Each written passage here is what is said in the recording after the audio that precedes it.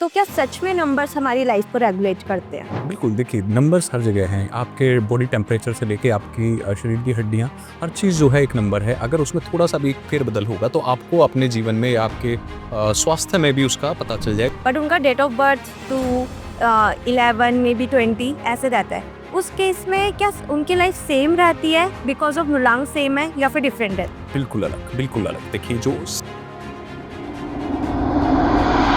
65 into 64 into 63, अब ये multiplied 2 तक करें, जो नंबर आएगा ना, इतने ज़्यादा चांसेस है आपका चार्ट दूसरे चार्ट से अलग हो। कहते DIY तो बिल्कुल नहीं है, और अगर DIY करना है तो पड़ोसियों में करो, अपने को तो बिल्कुल मत करो। सो बेस्ट एंड लग्जरी के लिए कौन सा नंबर सबसे बेस्ट है? यानी कि उसको ना बड़ी गाड़ियाँ नहीं चाहिए, उसको घूमने का एक्सपीरियंस चाहिए, उसको बड़ा घर नहीं चाहिए, उसको अलग अलग कुजीन्स ट्राई करने हैं। तो उस तरह के एक्सपीरियंसेस के लिए, लग्जरी एक्सपीरियंसेस के लिए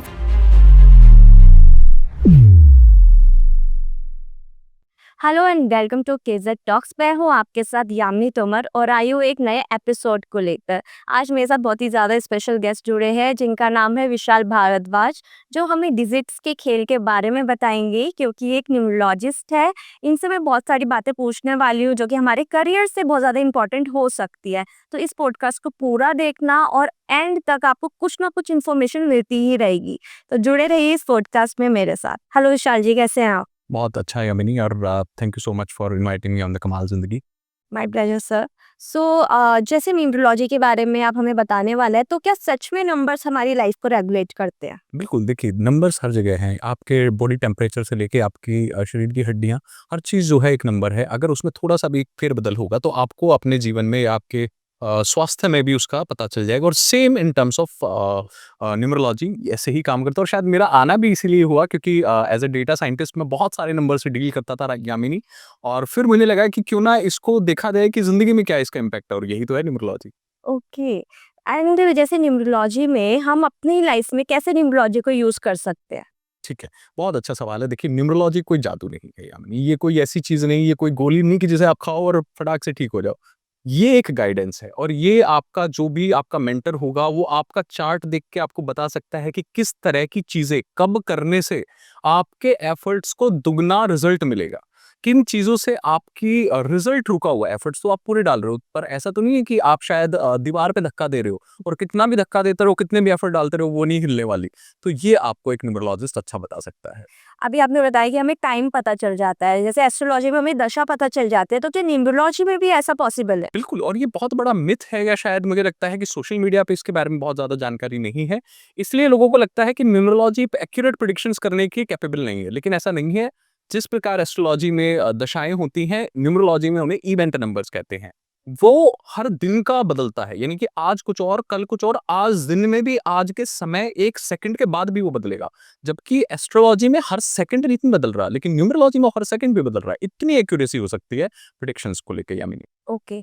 अच्छा, जैसे मूलांक जो होते हैं 1 2 3 9 तक मूलांक होते हैं, लेकिन डेट ऑफ बर्थ तो डिफरेंट होता है। मैं अगर एक नंबर ले लेती हूँ 2 नंबर, बट उनका date of birth 2 11 may be 20 ऐसे रहता है। उस केस में क्या उनकी लाइफ सेम रहती है बिकॉज ऑफ मूलांक सेम है या फिर डिफरेंट है? बिल्कुल अलग, बिल्कुल अलग। देखिए जो सिंगल नंबर होता है जैसे नंबर 2 है, और जो फॉर एग्ज़ाम्पल 19 मान लेते हैं, सॉरी 20 मान लेते हैं, तो 2 और 20 बहुत अलग है। 20 एक कंपाउंड नंबर है जिसमें 2 नंबर्स बने, 2 और 0।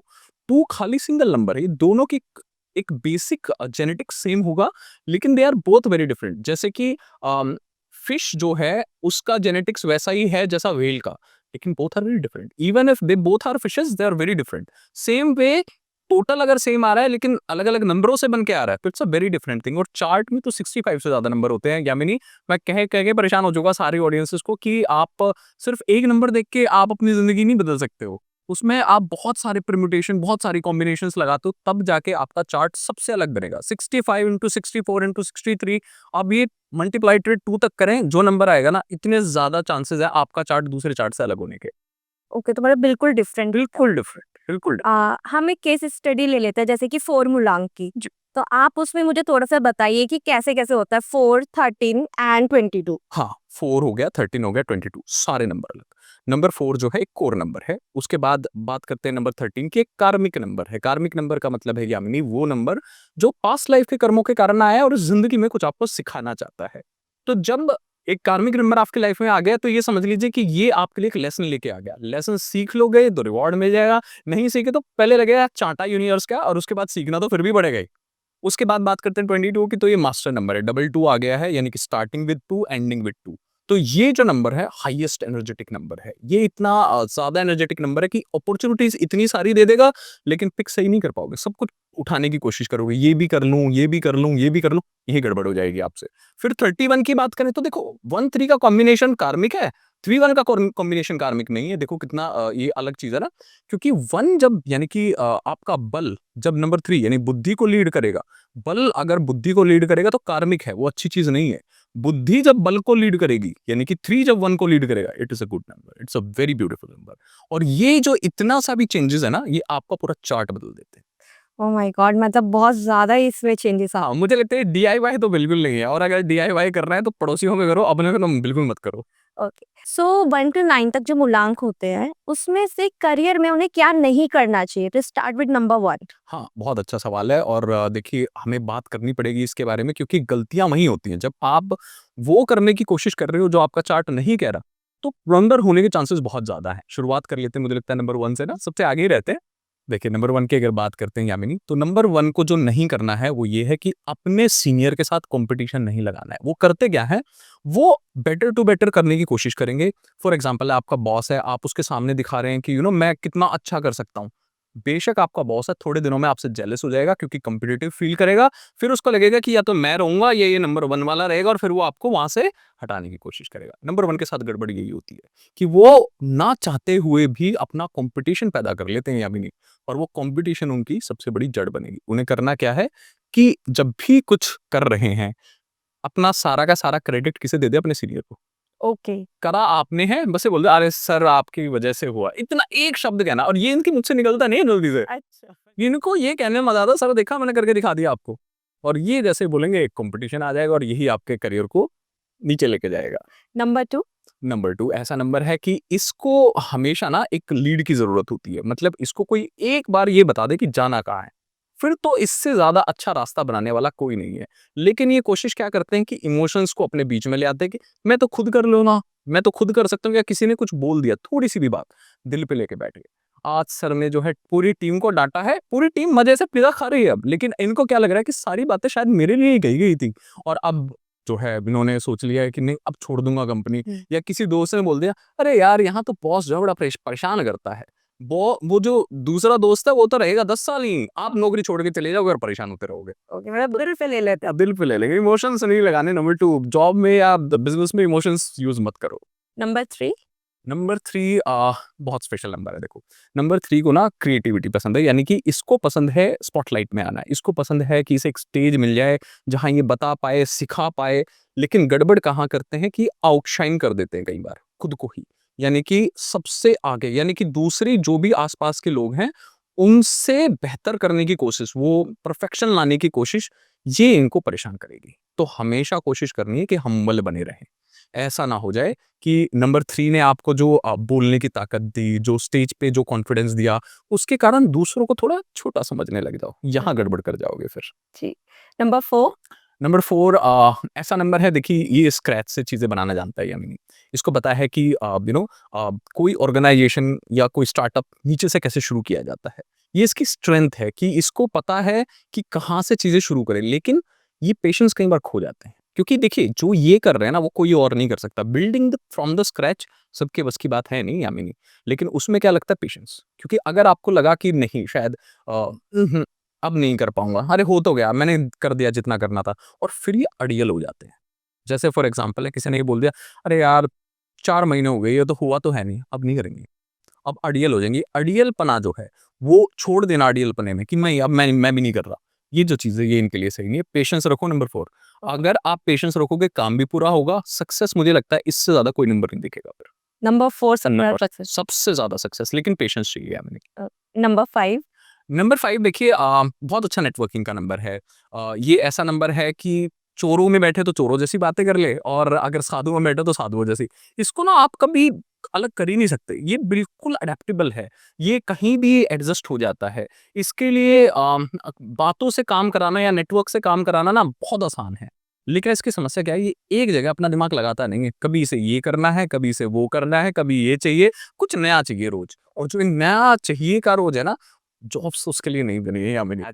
बिज़नेस में तो शायद आप इस तरह की चीज़ें कर सकते हो, लेकिन जॉब से मुझे लगता है ये गड़बड़ कर देते हैं कि ना कभी कुछ करना चाहते हैं, कभी कुछ करना चाहते हैं और काम पूरा करते नहीं हैं। यानी कि बहुत सारी चीज़ें कर लेंगे, लेकिन कंप्लीट कोई नहीं होगा और इसी चीज़ का थोड़ा-सा ध्यान रखें नंबर 5। मतलब सब चीज़ें एक साथ करना चाहेंगे। हाँ, और कंप्लीशन नहीं होगा। ओ नंबर 6 नंबर 6 देखिए मदर ऑफ यूनिवर्स बोला गया, यानी कि ये वो नंबर है जिसको आपने भरोसा करना है ना अगर किसी नंबर पे, तो मुझे लगता है नंबर 6 पे कर लो।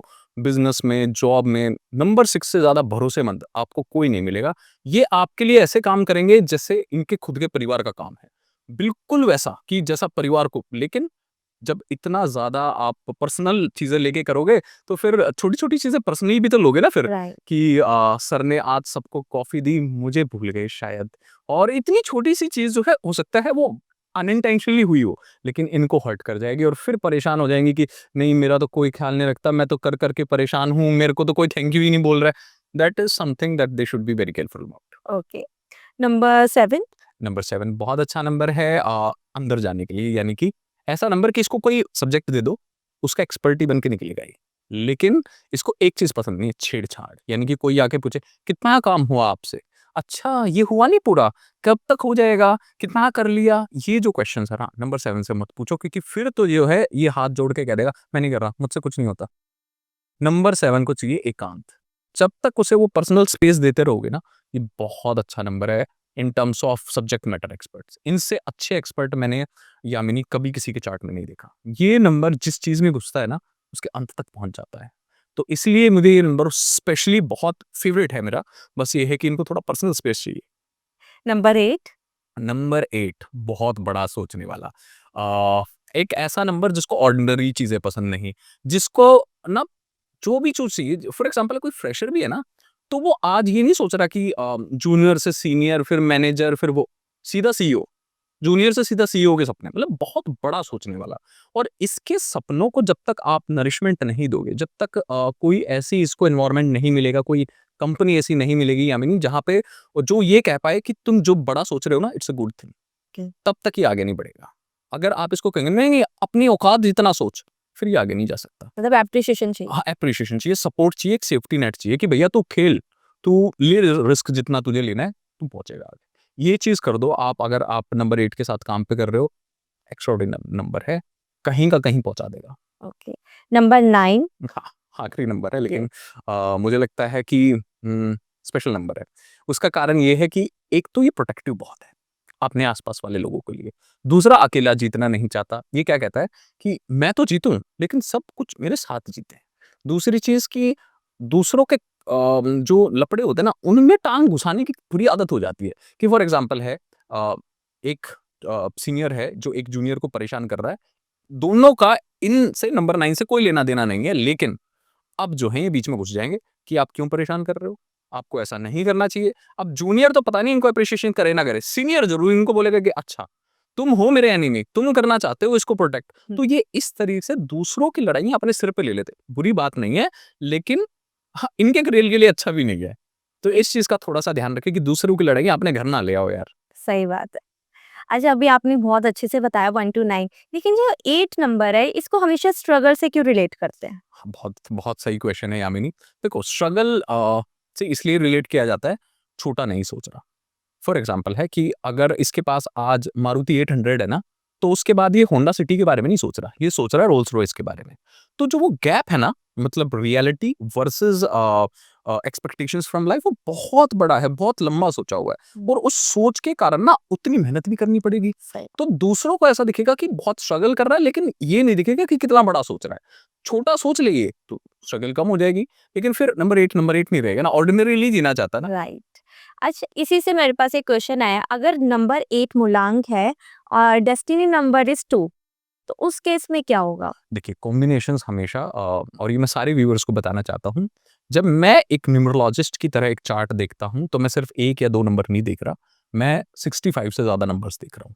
तो वहाँ मैं कॉम्बिनेशंस लगा रहा हूँ। 8-2 भी एक बहुत छोटी चीज़ है। मेरे सामने पूरा चार्ट खुला हुआ होता है। अब 8-2 की बात करें तो ये तो देखिए एक दूसरे के अगेंस्ट जा रहे हैं। एक रूथलेस है और एक इमोशनल है। 8 कहता है साम, दाम, दंड भेद लगे लेकिन जीतूँ। नंबर 2 कहता है कि नहीं, दूसरों को दुःख नहीं देना। ये दोनों चीज़ें एक साथ नहीं जाती। तो या तो अगर चार्ट 2 का और बहुत सारे नंबर ला रहा है वैसे, तो ये क्या होगा कि रूथलेस नहीं हो पाएगा, इमोशनल रहेगा और फिर फ्रस्ट्रेटेड भी, क्योंकि चाहिए बहुत बड़ा लेकिन दूसरों के बारे में भी सोच रहा है, सैक्रिफाइस करने के लिए रेडी नहीं है तो परेशान हो जाएगा। और अगर 8 का बहुत ज़्यादा है, तो क्या करेगा, जीत तो गा, लेकिन जीतने के बाद भी दुखी, अरे यार जीत तो गया लेकिन मेरे को तो प्रमोशन मिला लेकिन वो मेरा साथ वाला था ना यार, उसकी जॉब चली। तो ये जो है ना कि शेर बकरी खाए भी और फिर बकरी पे शौक भी मनाए कि अरे बकरी मर गई, ये दोनों काम एक साथ नहीं हो सकते Yamini. Right. Okay, 9 to 5 job के लिए सबसे बेस्ट नंबर कौन से? नंबर 2 बहुत अच्छा है क्योंकि इसको अगर आपने कोई चीज़ दे दी तो ये करके मानेगा। नंबर 6 बहुत अच्छा है क्योंकि इसको भी आप ट्रस्ट कर सकते हो, फुली ट्रस्ट कर सकते हो कि इसको कोई आपने काम दे दिया ना, इनसे बेहतर एम्प्लॉयी नहीं है। अगर अब 2 और 6 वाले देख रहे हैं तो अपने बॉस को भेज दो।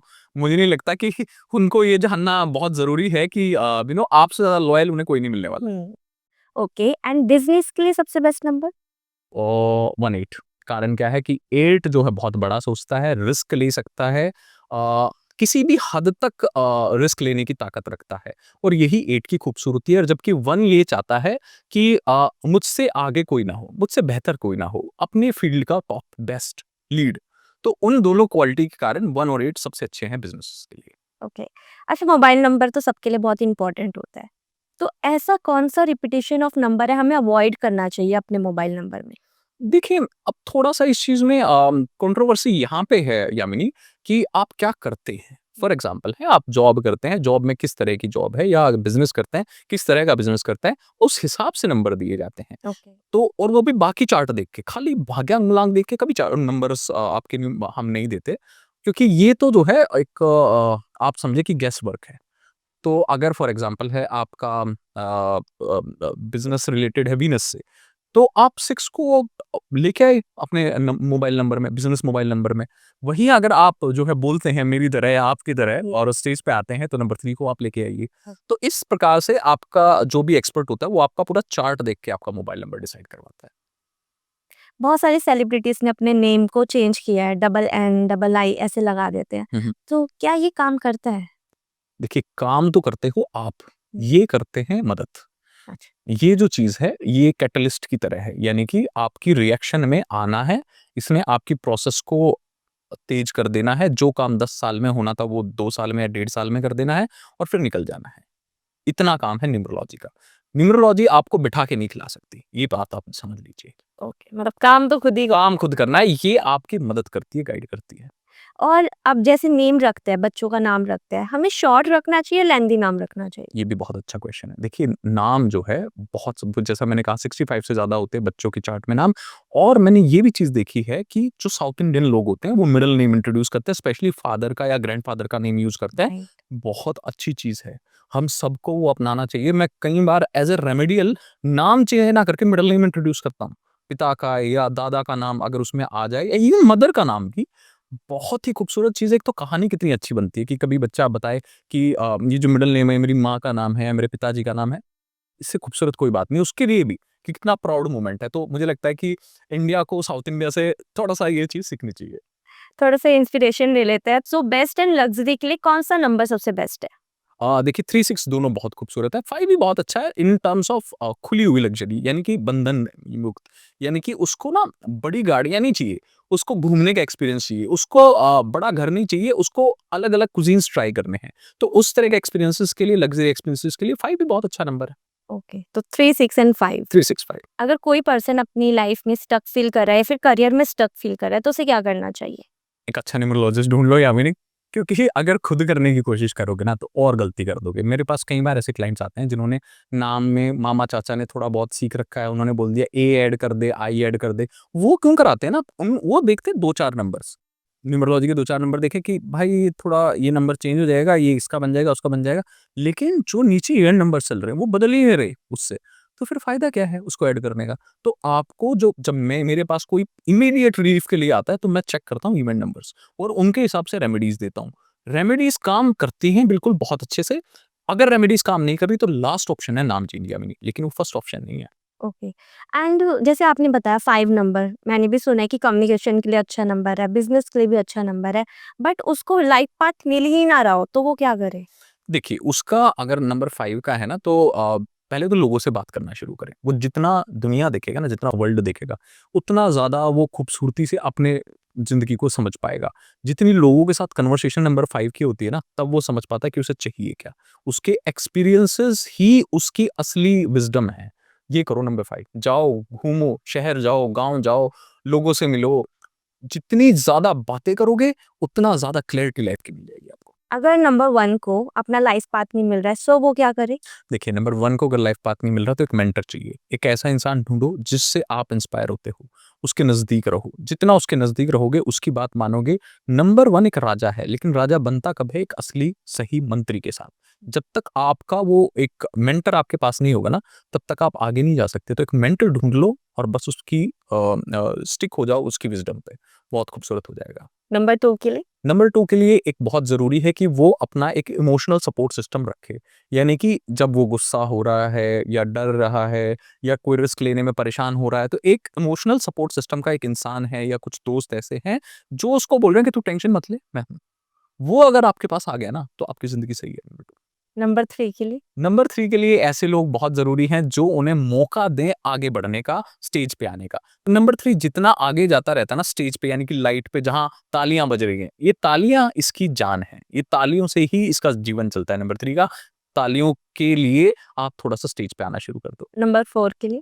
नंबर 4 को थोड़ा-सा जो है स्थिरता के लिए अपना मेडिटेशन उनको या फिर योगा या फिर फिज़िकल कोई एक्सरसाइज़ कुछ ऐसा करना होगा जिससे उनकी एनर्जी थोड़ी चैनलाइज़ हो क्योंकि अदरवाइज़ ये फ्रस्ट्रेटेड हो जाएँगे। पेशेंस बहुत बड़ी चीज़ होती है ना यामिनी राइट। और उसके लिए वो सीखने के लिए आपको ज़िंदगी में स्थिरता चाहिए। पेशेंस सीख जाओ नंबर 4 ज़िंदगी का भला है। नंबर 5 हमने कवर कर लिया था, सो नंबर 6? नंबर 6 के लिए बहुत ज़रूरी है कि ये जो है अपनी फैमिली के साथ जो रिलेशनशिप्स हैं, उनके साथ बहुत ज़्यादा ऐसा ना हो कि सिर्फ़ उन्हीं के बारे में सोचें, थोड़ा-सा अपने बारे में भी सोचना है। कई बार ये क्या करते हैं, दूसरों के बारे में सोच-सोच के अपने बारे में जीना ही भूल जाते हैं। थोड़ा-सा तो सीख लो ना नंबर 6। यस। नंबर 7? नंबर 7 के लिए ज़रूरी है कि ये देखो दूसरों की कॉपी करना बंद कर दो कि वो लोग पार्टियों में जाते हैं, उनके बहुत सारे दोस्त हैं, वो बहुत हा-हुला कर पाते हैं, हम नहीं करते, आपको ज़रूरत ही नहीं है। आपको ज़रूरत है पर्सनल स्पेस की, जितना पर्सनल स्पेस आपको मिलेगा, उतने आप निखरोगे, आप अलग हो दुनिया से और आपको दूसरों की तरह बनने की कोई ज़रूरत नहीं नंबर 7। नंबर 8? नंबर 8 जितना रिस्क ले उतना अच्छा, जितना तेज़ दौड़े, जितना बड़ा सोचे उतना अच्छा। तो नंबर 8 ऐसे लोगों का साथ रखो जो अपनी औकात से 100 गुना ज़्यादा सोचते हैं। ऐसे लोगों का साथ रखो जो ये ना कहें कि अरे यार! ये तो नहीं होगा, ये तो इम्पॉसिबल है। ऐसे लोगों से दूर हो जाओ। और लास्ट नंबर 9? नंबर 9 को तो देखिए थोड़ा-सा जो है जो एनर्जी जितनी है ना, उसको थोड़ा-सा जो है चैनलाइज़ करने की ज़रूरत है। तो इनको अगर ये स्पोर्ट्स खेलते रहें, जहाँ पे इनकी एनर्जी निकल जाए, जो फ्रस्ट्रेशन है वो निकल जाए या जिम जाएँ जहाँ पे ये बहुत अच्छे से अपनी एनर्जी निकाल सकें, तो बहुत अच्छा होगा इनके करियर के लिए। सोचो स्पोर्ट्स खेलना इनके करियर के लिए अच्छा हो सकता है। ओके, तो मतलब कुछ ना कुछ एक्टिविटी करनी चाहिए। एक्टिविटी करें जहाँ पे कॉम्पिटिशन हो, जहाँ पे ये बोल सकें कि हाँ, अब मज़ा आया, वो पसीना निकाल के या वो गुस्सा निकाल के। ओके। अच्छा, कार्मिक नंबर्स के बारे में बहुत सुना गया है। कार्मिक लेसन्स, कार्मिक नंबर्स, व्हाट इज़ दिस? देखिए, कार्मिक का नंबर्स वो नंबर होते हैं जो पास्ट लाइफ के कर्मों के कारण आ जाते हैं और ये आपको ना ज़िंदगी में कुछ सिखाना चाहते हैं। जैसे नंबर 13 को कर्स ऑफ अटैचमेंट बोला गया कि छोटी-सी भाषा में समझाऊँ कि आपको सिर्फ़ अपने एफर्ट्स पे ध्यान देना, रिज़ल्ट पे ध्यान नहीं देना। फिर नंबर 14 आ गया कर्स ऑफ डिस्ट्रैक्शन यानी कि बड़े गोल्स के जैसे ही नज़दीक पहुँचोगे तो डिस्ट्रैक्ट हो जाओगे। इस चीज़ का ध्यान रखना। फिर 16 आ जाता है कर्स ऑफ एक्सट्रीम्स यानी कि किसी भी चीज़ को अति में करना, बहुत ज़्यादा करना। कोई भी चीज़ या तो बहुत हाई करोगे या बिल्कुल नहीं करोगे। इस चीज़ के बीच का एक चीज़ ढूँढना। फिर नंबर 19 आ जाता है जो कि है कर्स ऑफ इंडिविडुअलिटी जिसका मतलब है कि ज़िंदगी में सीख जाना कि आपका आपके सिवा कोई नहीं है। तो ये कुछ लेसन्स अगर ये कार्मिक नंबर सीख जाएँ तो मुझे लगता है ज़िंदगी बल्ले-बल्ले है। तो जल्दी से कंसल्टेशन करवा लेनी चाहिए ताकि समझ आ जाए बेहतर। देखिए, मैं हमेशा कहता हूँ कि कार्मिक नंबर ना एक ब्लेसिंग है क्योंकि एक तो स्पिरिचुअली ना कहा ये गया है कि कार्मिक नंबर आपकी लाइफ में आ गया ना यामिनी, तो शायद जन्म-मृत्यु के जितने भी बंधन हैं, उनको तोड़ने का मौका मिल गया। शायद दोबारा जन्म ना लेना पड़े। बस सीखना है आपकी कार्मिक लेसन को। ओके। अच्छा, कुछ नंबर्स होते हैं, कुछ डेट ऑफ बर्थ होता है, फॉर एन एग्जांपल 2 फरवरी 2000, इसमें सिर्फ 222 ही दिख रहा है। सो बाकी नंबर तो मिसिंग हो गए, फिर क्या करेंगे? ये मिसिंग नहीं हुए हैं। अब जैसे अगर आप टू टू टू ज़ीरो 202 बोल रहे हैं, तो ये भी तो नंबर 8 भी बन गया है यहाँ पे और बाकी भी तो नंबर बने क्योंकि नाम से भी बहुत सारे नंबर बनेंगे। उसके बाद चैलेंज नंबर होंगे, पिनैकल्स होंगे। तभी मैं कह रहा हूँ कि देखिए, अगर आपको सच में गाइडेंस चाहिए ना, तो न्यूमरोलॉजिस्ट के पास जाना पड़ेगा। ना तो कोई रील, ना कोई चैट जीपीटी कोई मदद नहीं कर पाएगा क्योंकि वो सब तो कोडेड हैं। एक एक्सपर्ट ही है वो परम्यूटेशन जो देख सकता है, जो बारीकी पकड़ सकता है।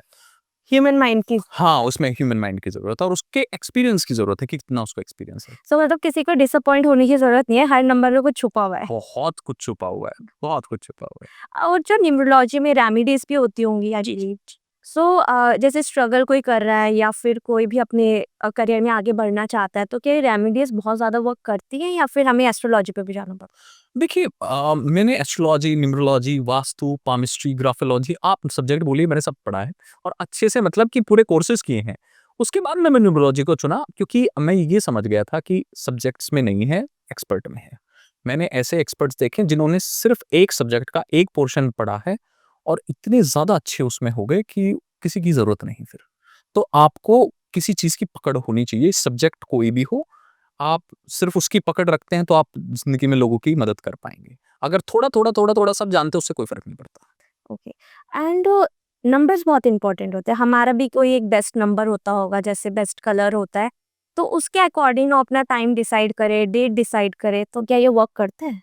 देखिए इसमें हम 2 चीज़ें कंबाइन करते हैं। हम एस्ट्रोलॉजी भी कंबाइन करते हैं, न्यूमरोलॉजी भी कंबाइन करते हैं और अगर बात करें जैसे सी सेक्शन डिलीवरी डेट्स जब हम देते हैं या बच्चों के जन्म का जो डेट और टाइम देते हैं, उसमें तो पेरेंट्स के चार्ट भी हम स्टडी करते हैं। उस सबको कंबाइन करके हम एक निष्कर्ष पे आते हैं। लेकिन अगर आपको फॉर एग्ज़ाम्पल एक गाड़ी खरीदनी है, वो भी देखना है, तो उसमें भी एस्ट्रोलॉजिकली क्या नक्षत्र है, क्या उस तिथि है, क्या काल है, वो देखेंगे। उसके बाद जो है न्यूमरोलॉजी में क्या नंबर्स बन रहे हैं, आपकी डेट ऑफ बर्थ क्या है, खरीदना क्या चाहते हो, किस नंबर किस कलर की गाड़ी सबका कॉम्बिनेशन तब एक चीज़ निकल के आती है। My God! बहुत डिटेलिंग है। हाँ, बहुत डिटेलिंग है। यस।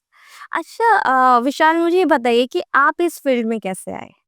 देखिए मेरी शुरुआत हुई थी एज़ एन इंजीनियर मैं डेटा साइंटिस्ट था ओरेकल के साथ और वहाँ पे काम करते-करते मेरे को सारा दिन सिर्फ़ नंबर्स में ही डील करना होता था। Data science. हाँ, तो वहाँ से मुझे लगा कि नंबर्स अगर इतने ज़्यादा रोल प्ले करते हैं इसमें, तो क्या ज़िंदगी में भी रोल प्ले करते हैं? तो वहाँ से फिर मैंने न्यूमरोलॉजी सीख ली।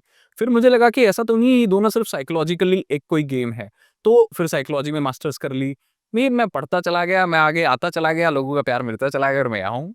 तो मतलब डेटा साइंटिस्ट है, आप ये लॉजिस्ट में बोल रहे हो और नंबर्स नहीं, नंबर्स को पकड़। नंबर्स या पकड़िए ईश्वर की कृपा होती है, मैंने हमेशा ये माना है।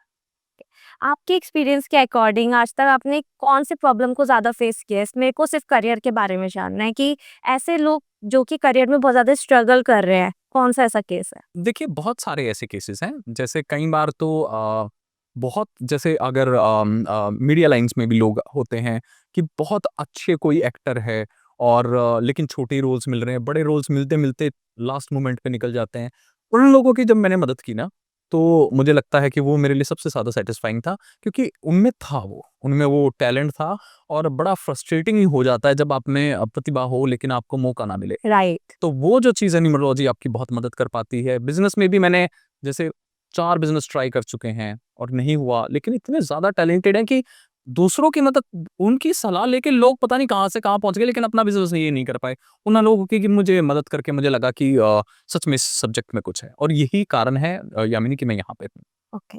सो किन लोगों को बिज़नेस पार्टनरशिप करनी चाहिए और किन लोगों को नहीं करनी चाहिए? देखिए इसके लिए बहुत ज़रूरी है ये समझना कि बिज़नेस पार्टनरशिप का मतलब क्या है? ये मतलब है कि क्या आप सिर्फ़ फाइनेंशियल पार्टनर्स ढूँढ रहे हैं या ऐसे लोग ढूँढ रहे हैं जो फाइनेंशियल के साथ आपके साथ सपोर्ट में खड़े हों in terms of work also. तो फाइनेंशियल पार्टनर्स तो देखिए सबकी ज़रूरत है, लेकिन अगर आप ऐसा ढूँढ रहे हैं जो आपके साथ काम में भी सपोर्ट दे, हुँ। तो आपको अगर आप 1 हैं, अगर आप 9 हैं, अगर आप 7 हैं, तो उन्हें नहीं लगता आपको किसी पार्टनरशिप की ज़रूरत है या आपको रखना चाहिए क्योंकि आप परफेक्शन के पीछे भागने वाले लोग हैं।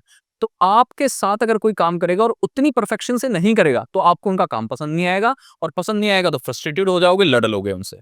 तो ये अगर डेट ऑफ बर्थ से जो भी रिलेटेड लोग हैं, उनको पार्टनरशिप नहीं करनी चाहिए। ओके। और किनको करनी चाहिए? देखिए, अगर आप नंबर 2 हैं, नंबर 6 हैं, इवन नंबर 4 हैं, आप तीनों जो डेट ऑफ बर्थ से जो ये जितनी भी डेट ऑफ बर्थ्स हैं, इन सबको पार्टनरशिप करनी चाहिए क्योंकि इनको एक तो मोटिवेशन मिलेगा साथ में काम करने से, दूसरा इनको मज़ा आता है जब ये किसी और को कुछ सिखाएँ, किसी और के साथ जीतें, किसी और को बढ़ते हुए देख के इनको जो खुशी मिलती है वही एक्चुअली इनकी सक्सेस है। ओके। सो जैसे नंबर 2, 4 एंड 6 आपने बताया, तो नंबर 2 को किन नंबर्स के साथ पार्टनरशिप करने में ज़्यादा फ्रूटफुल रिजल्ट मिले? देखिए नंबर 2 को जो है नंबर 3 के साथ बहुत अच्छा हो सकता है इनका। नंबर 2 का इवन जो है नंबर 8 के साथ भी अच्छा करते हैं क्योंकि ये मेंटल पीस प्रोवाइड कर देंगे नंबर 8 को। उनके बड़े सपनों के नीचे सेफ्टी नेट बना देंगे। तो इसलिए ये पार्टनरशिप्स बहुत अच्छे हैं लेकिन फिर कहूँगा यामिनी कि चार्ट बहुत बड़ा है, 65 से ज़्यादा नंबर हैं। सब देख ले, खाली भाग्यांक ढलान देख के अपनी ज़िंदगी के इतने बड़े फैसले ना लें। एज अ न्यूमरोलॉजिस्ट आपने ऐसी कौन सी गलती की है जो कि आपके चार्ट के अकॉर्डिंग हुई है और आप चाहते हैं कि लोग ऐसी गलती ना करें? देखिए, मैं नंबर 3 का रूल चार्ट हूँ और मैंने जो सबसे बड़ी गलती की यामिनी वो ये थे मैं लेट हो गया मीडिया के सामने आने में या कैमरा के सामने आने में। अगर मैं जितना जल्दी करता उतना ज़्यादा बेहतर था और नंबर 3 अगर आप भी हैं तो जितना जल्दी कैमरा के सामने आ जाएँ उतना बेहतर है, लेट मत करिएगा। सो विशाल जी, बहुत सारे नंबर्स के बारे में पता चला और बहुत परफेक्टली आपने समझाया। ऑडियंस को तो बहुत मज़ा आने वाला है ये वाला पॉडकास्ट देखकर। तो पूरा पॉडकास्ट होप सो आपने देखा होगा। अगर कोई भी डाउट है ना तो आप विशाल जी से कनेक्ट करो। सारी डिटेल्स आपको डिस्क्रिप्शन में मिल जाएगी और आप इनसे सारी प्रॉब्लम्स का सॉल्यूशन भी ले लोगे। थैंक यू सो मच विशाल। शुक्रिया यामिनी जी, बहुत अच्छा लगा कमाल ज़िंदगी पर और मैं चाहता हूँ कि सारी ऑडियंस इससे कुछ सीखे और Yes, शायद अपनी ज़िंदगी में कुछ कमाल ले आए। डेफिनेटली।